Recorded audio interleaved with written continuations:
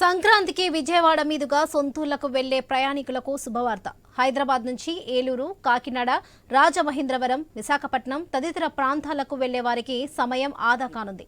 హైదరాబాద్ నుంచి వస్తున్న వాహనాలను విజయవాడ సమీపంలో నిర్మించిన పశ్చిమ బైపాస్ మీదుగా మళ్లిస్తున్నారు. ఇప్పటిదాకా వాహనాలు విజయవాడ నగరం గుండా వెళ్తున్నందున ట్రాఫిక్ రద్దీ వేళలో ఒక్కోసారి 2 నుంచి 3 గంటల సమయం పడుతుంది.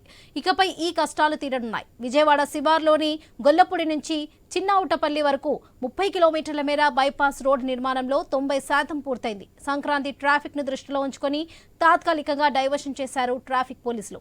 దీనికి సంబంధించిన మరింత సమాచారం మా విజయవాడ ప్రతినిధి అబ్దుల్ యాకూబ్ అందిస్తారు.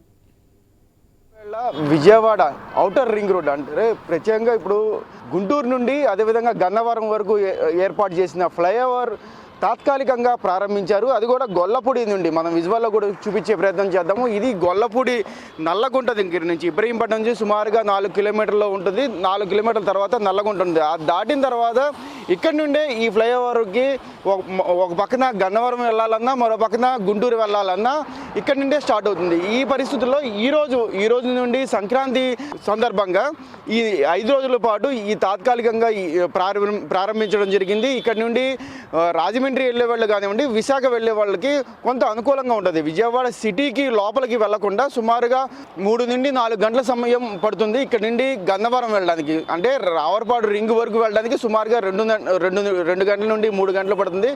ఆ 2 గంటలు 3 గంటలకు సుమారుగా ఒక 30 మినిట్స్లో ఇక్కడ నుంచి గన్నవరం వరకు చేరుకునే అవకాశం ఉంటుంది. ఈ నేపథ్యంలో ఈరోజు పూర్తి స్థాయిలో ఈరోజు రేపు ఎల్లుండి అంటే భోగి వరకు హైదరాబాద్ నుండి విజయవాడ, రాజమండ్రి, వైజాగ్ వెళ్ళే వాళ్ళు చాలా వరకు కార్లోనూ అదేవిధంగా సొంత వెహికల్లో వచ్చే అవకాశం ఉన్న నేపథ్యంలో సుమారుగా మనం గతంలో కూడా చూసాము. పెద్ద ఎత్తున హైదరాబాద్ నుండి పెద్ద ఎత్తున విజయవాడ అదేవిధంగా రాజమండ్రి, విశాఖ వెళ్తూ ఉంటారు ఎందుకు సొంత ఊళ్ళకి.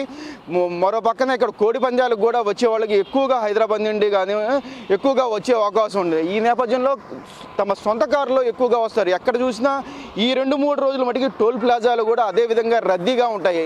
ఈ నేపథ్యంలో విజయవాడ పోలీసులు అదేవిధంగా పూర్తి స్థాయిలో ప్రభుత్వ యంత్రాంగం మొత్తం ఈ ఫ్లైఓవర్ ప్రస్తుతానికి అయితే ఈ ఫ్లైఓవర్ ఇక్కడి నుండి సుమారుగా 3 కిలోమీటర్ల తర్వాత ఒక హైటెన్షన్ వైర్లు ఉంటాయి. అది కూడా ప్రస్తుతానికి అది కంటిన్యూ చేస్తూ అక్కడ ఎటువంటి ఇబ్బంది లేదు అని కూడా అధికారులు చెప్పడంతో సుమారుగా అక్కడి నుండి కూడా పంపించడం అయితే జరుగుతుంది. కార్లకి ఎటువంటి ఇబ్బంది ఉండదు, లారీలు కూడా ఎటువంటి ఇబ్బంది ఉండదు అనే నేపథ్యంలో పూర్తిగా ఇక్కడ నుండి కార్లు వెహికల్స్ అయితే పంపిస్తున్నారు. మరో పక్కన పూర్తిగా ఈ 4 రోజులు సుమారుగా సంక్రాంతి సంబరాలు రిటర్న్ అయ్యే వరకు కూడా ఇక్కడ నుండి ఈ రోడ్డు అందుబాటులో ఉంటుంది. ప్రజల మటుకి చాలా జాగ్రత్తగా, అంటే హైవే పూర్తి స్థాయిలో ఉంది కాబట్టి సుమారుగా ఇక్కడ నుండి గన్నవరం ఎయిర్పోర్ట్ దాటే వరకు ఈ ఫ్లైఓవర్ ఉంటుంది. ఇక్కడ సుమారుగా 15 కిలోమీటర్ల మేర ఈ ఫ్లైఓవర్ అందుబాటులో ఉన్న నేపథ్యంలో పూర్తిగా ప్రజలందరూ వినియోగించుకోవాలని కూడా ఇప్పటికే పోలీసులు కానివ్వండి, ప్రభుత్వ యంత్రాంగం కానీ చెప్పడం జరిగింది. ఈ నేపథ్యంలో నిన్న సాయంత్రం నుండి ఈ రోడ్డు అందుబాటులోకి వచ్చింది.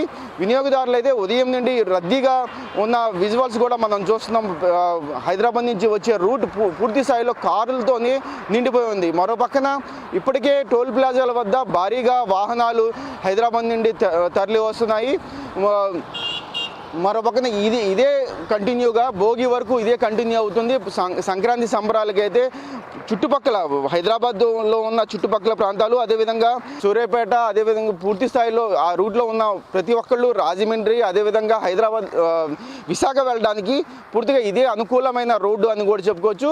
ఏదేమటికి ప్రస్తుతానికి అయితే విజయవాడ దగ్గరలో ఉన్న ఫ్లైఓవర్ నల్లగుంట దగ్గర ఉన్న ఫ్లైఓవర్ తాత్కాలికంగా అయితే ప్రారంభించడం జరిగింది. మరో పక్కన ఇది కంటిన్యూగా ఒక వారం రోజుల పాటు సంక్రాంతి పండగ అనంతరం వరకు ఇది కంటిన్యూగానే ఉండే అవకాశం ఉంది అని కూడా చెప్పుకోవచ్చు. ఇది ప్రస్తుతానికైతే ఇక్కడ ఉన్న అప్డేట్. కెమెరా పర్సన్ కిషోర్తో యాకూబ్, విజయవాడ నుండి.